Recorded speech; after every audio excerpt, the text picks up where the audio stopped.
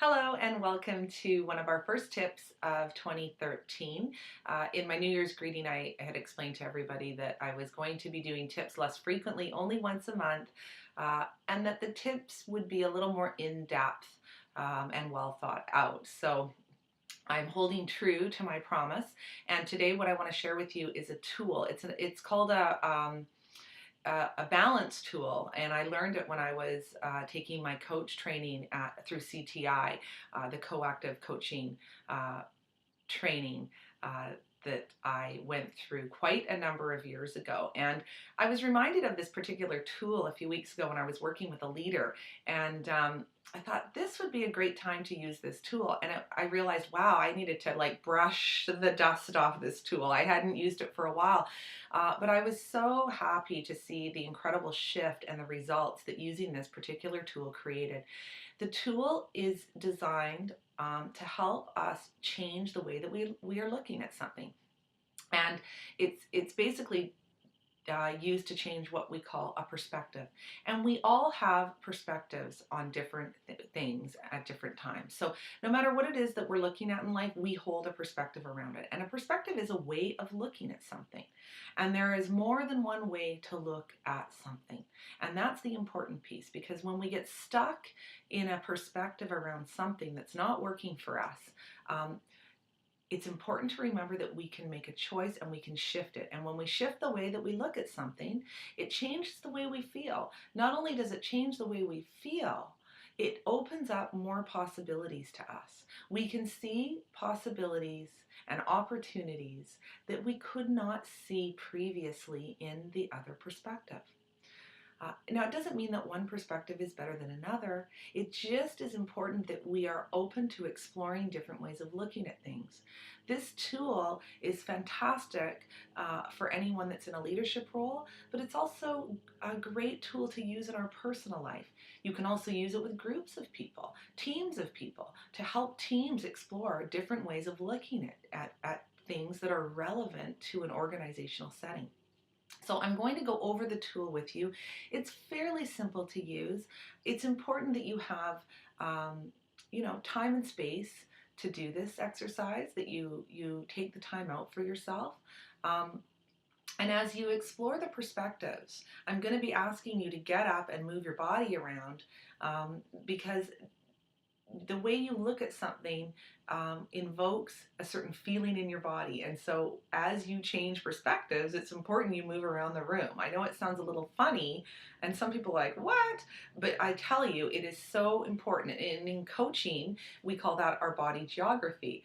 And it's incredible how when we move our body, we can shift the way we feel and the way we're looking at something. It's quite magical, really. So what I'd like for you to do is, it'd be great if you had either a blank piece of paper, or a paper plate works, fantastic. A felt or a pen would be great.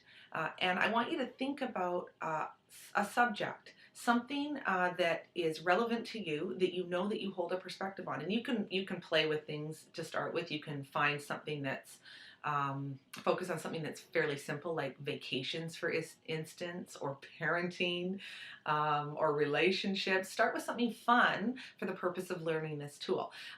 The topic that I've chosen to explore using this tool is leadership, because that is something that I've been working on myself lately, and so it's relevant, and I know that I have some perspectives around it. So once you've identified the topic that you want to explore, identify the perspective that you hold around the topic at hand, the one that you're in right now. It's important to identify it. And so for me, I'm going to show you my plate that I've made here. Turn it around. You can see that I'm working with leadership and perspectives on leadership. And I've created 8 wedges, pieces of pie, and I'm going, as I explore the different perspectives I hold around leadership, I'm going to populate my pie wedges with those particular perspectives, okay? So for instance, the first perspective that I chose to work with is the one that's most relevant for me. It's the one I'm in around leadership right now. And I think that I think that I probably um, find myself feeling like leadership is a lot of hard work. It feels difficult. It feels exhausting to me when I look at it from this place. And for me, in this moment, that is very, very true. Leadership is a lot of work. And I see, because I work with leaders and I see how hard they're working and how burnt out they are. So when I sit in the place of leadership is hard work, um, I feel tired. I feel overwhelmed.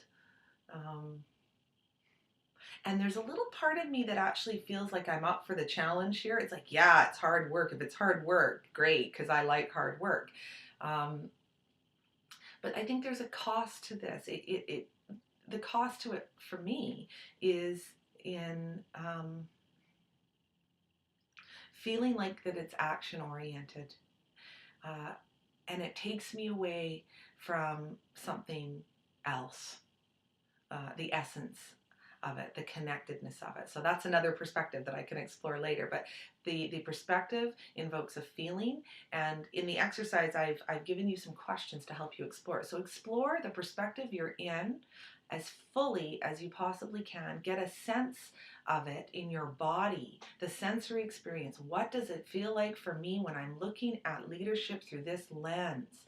And then once you feel like you've fully gotten a grasp of that, I would ask that you actually get up from this place and move to a different part of the room, which I'm going to do right now, and find another perspective. So I might stand over here, or I might look out my window, and I would find another perspective on leadership that I hold, or one that you can use anything in your physical environment to inspire you. And so one of the ones that I chose is eagle. And if I explore leadership through the eagle perspective, it's like bigger picture. To be a leader, it's like, wow, I'm floating way up high, and part of my job is to sort of maintain the bigger picture, keep my eye on everything that's going on around me, and to sort of keep a distance from all getting caught in all the little bits, the complications and the minutia.